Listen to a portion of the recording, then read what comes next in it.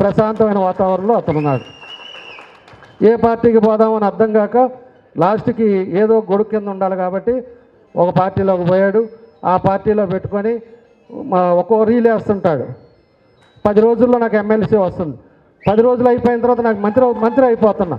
ఆ తర్వాత 10 రోజులకేమో నేను మళ్ళీ పార్టీలో 4 జిల్లాలకు హెడ్ అవుతున్నా. నువ్వు అక్కడ ఆడుకునేవాడు ఆడుకోక జిల్లాని సర్వనాశనం చేసి, ఒంగోలుని సర్వనాశనం చేసి, ఇంతమంది మీద కేసులు పెట్టి ఏంది ఈ పరిస్థితులు అనేది అర్థం చేసుకోవాలి. అదే కానీ కొంచెం అన్నా కూడా కరెక్ట్గా ఉంటే ఓడిపోయినా గెలిచినా ప్రజల్లో ఉండేవాళ్ళు. అది మనం గుర్తుపెట్టుకోవాలి.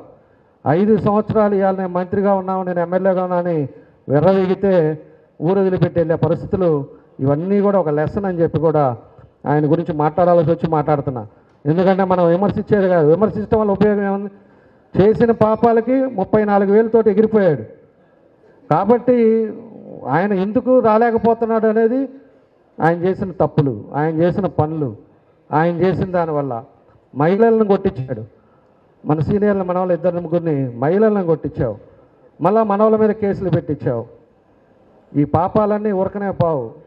పాత రోజులంట వచ్చే జన్మ అనేవాళ్ళంట. ఇప్పుడు ఏంటంటే పాపం చేస్తే ఈ జన్మలోనే అనిపించు